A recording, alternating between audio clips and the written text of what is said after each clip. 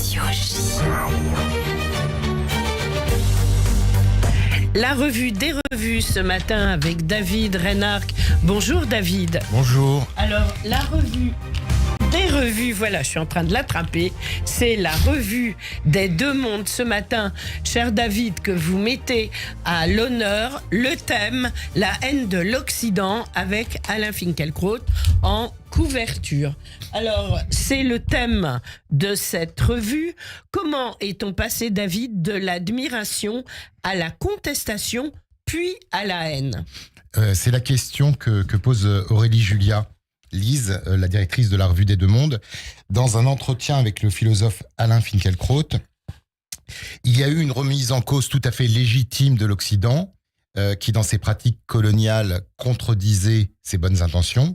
Malheureusement, nous dit Finkielkraut dans la revue, beaucoup de peuples libérés de la tutelle occidentale se sont aussi retournés contre les valeurs critiques de l'Occident. C'est-à-dire deux qualités de l'Europe qui la travaillent en profondeur, le doute et la critique, rappelle d'ailleurs Aurélie Julia dans son éditorial, l'aptitude à se mettre soi-même en question. Alors, qui sont les adversaires de l'Occident aujourd'hui ? Alors, l'Occident a de nombreuses choses à se reprocher, mais ce ne sont pas ses crimes ou sa cupidité qui suscitent aujourd'hui une haine inexpiable, ce sont ses libertés, dit Alain Finkielkraut.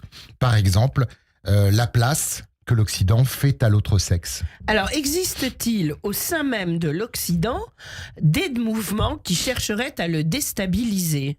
Alors, il y a un texte, Lise, intitulé « Sur la subversion frériste », dans la revue. Florence Bergeaud-Blacker montre bien dans ce numéro de la revue des Deux Mondes les ressemblances entre le programme du KGB décrit par un ex-agent ayant fait défection et la subversion islamiste.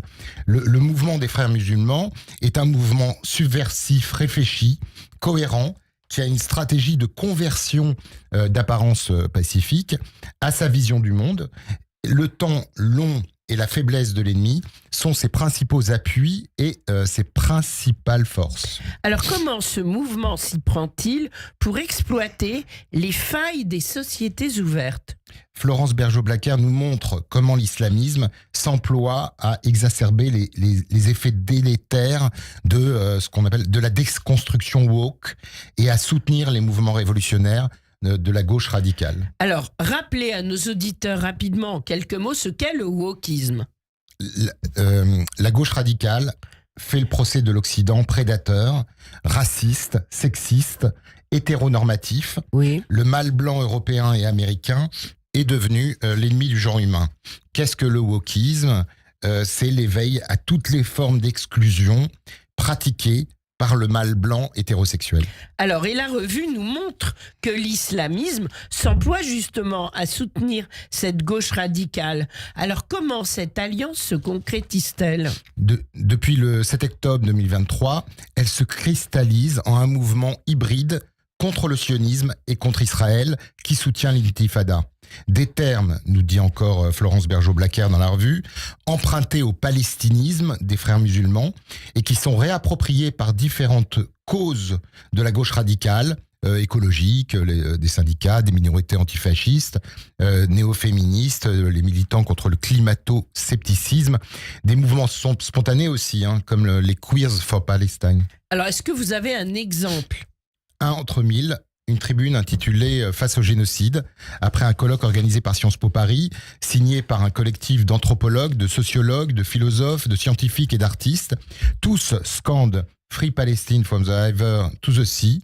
Certains appellent à l'intifada dans les rues de Paris, c'est-à-dire, ne nous y trompons pas, à des nuits de cristal.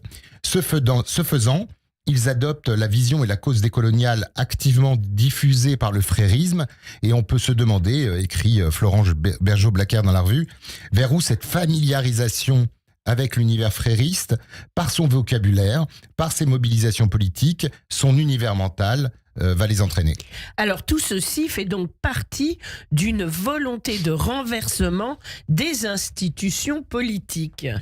Ouais, voyez par exemple les velléités de la France insoumise demande de suppression du délit d'apologie du terrorisme, lien avec des organisations fréristes, voire avec des branches armées de la confrérie comme le Hamas. La grande nouveauté, c'est que ces alliances se font avec une bonne conscience inentamable, David. Oui, c'est ce que montre en effet Pierre-André Taguieff dans la revue. Les accusations haineuses lancées contre les juifs, les sionistes israéliens, le sont au nom de l'antiracisme, le sont au nom de l'antifascisme et de la défense des droits humains. Il s'ensuit que les juifs, ou les sionistes, ou les israéliens, sont identifiés et dénoncés comme des racistes, des fascistes, des auteurs de crimes contre l'humanité, et plus précisément du génocide des Palestiniens. Ils sont donc racisés, fascisés et criminalisés. C'est un bouquet d'accusations qui consiste à les nazifier. Ils peuvent être donc dénoncés comme les nouveaux nazis. Les antisémites contemporains prétendent ainsi occuper le camp du bien. C'est donc au nom de la résistance qu'on attaque les juifs ? Vous croyez pas si bien dire, Lise? Pierre-André Taguieff cite les tags visibles le 17 novembre 2023 sur le mur du musée de la Résistance à Lyon. Jean Moulin, condamnez-vous le Hamas? La question rhétorique suppose que les terroristes du Hamas, commande Taguieff, sont d'héroïques résistants que Jean Moulin aurait reconnus comme tels.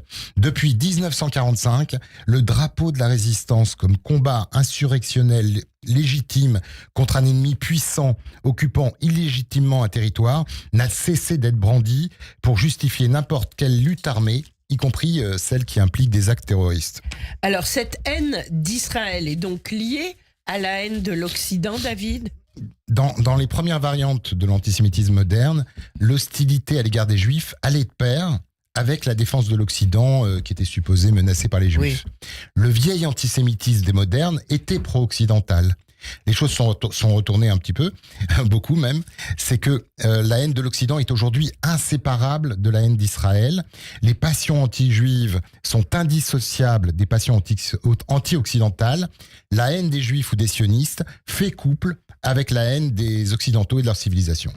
Alors, pouvez-vous nous donner une traduction géopolitique de ce jumelage idéologique ? Écoutez, la traduction géopolitique la plus significative de ce jumelage idéologique est l'apparition de ce qu'on appelle le Sud global, en lutte contre les démocraties occidentales et contre Israël, ou encore la mise en place de l'axe de la résistance, comme il l'appelle, pro-iranien, avec ses alliés plus ou moins déclarés, la Russie, la Chine, la Corée du Nord, etc. Et ses proxys, le Hamas, le Hezbollah, les Houthis. Alors comment concrètement cela se manifeste-t-il ? Eh bien, regardez, prenez en octobre 2024, c'est à Kazan, en Russie, que se retrouvent les BRICS, Brésil, Russie, Inde, Chine, Afrique du Sud. À Kazan, ils ne sont plus 5 mais 9, avec l'adjonction de l'Égypte, de l'Iran, de l'Éthiopie, des Émirats arabes unis. Un 10e membre pressenti, l'Arabie saoudite, hésitait encore à rejoindre le groupe. On trouve dans la déclaration finale 2 paragraphes de condamnation véhémente de la politique des sanctions occidentales.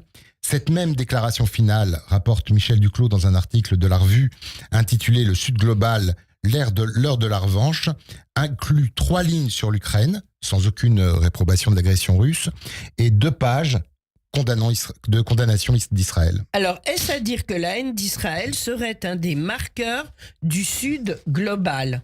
La 3e journée du sommet était consacrée à un dialogue entre les membres du club et leurs invités sur le thème « Les BRICS et le Sud global ». La discussion a en réalité, là aussi, consistait en une violente dénonciation d'Israël et de ses soutiens.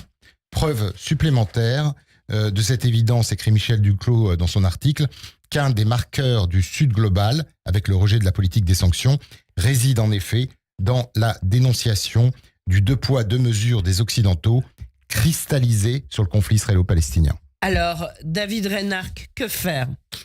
Déjà, se demander avec Paul-François Paoli, par exemple, d'où vient donc cette attitude qui consiste à se pâmer en permanence devant le génie des autres civilisations, comme si nous voulions obstinément diminuer ce que nous sommes. Paoli, dans la revue, écrit qu'il est stupéfiant de constater que cette mauvaise conscience ne concerne guère le monde orthodoxe, sûrement pas la civilisation musulmane, encore moins l'Afrique ou le monde asiatique. Tout se passe donc comme si nous étions les seuls à devoir expier le fait d'être nés parmi les peuples hier dominants. Cessons donc de nous complaire dans le dénigrement, et les peuples que nous avons colonisés hier ne ne nous respecterons que plus. Donc, c'est un résumé, si j'ose dire, de la revue, du contenu de la revue des deux mondes.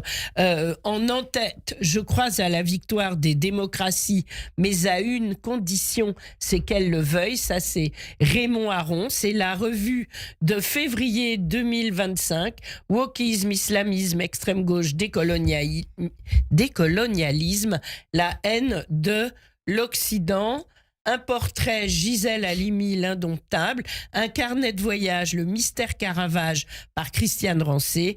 Un inédit Dali, peintre pour curé, par Magritte. Mais surtout David Reinhardt, Alain Finkielkraut. Arrêtons de trahir nos valeurs. Merci beaucoup d'avoir été avec nous et à très vite sur Radio J pour une nouvelle revue des revues. Merci Lise Gutmann, merci.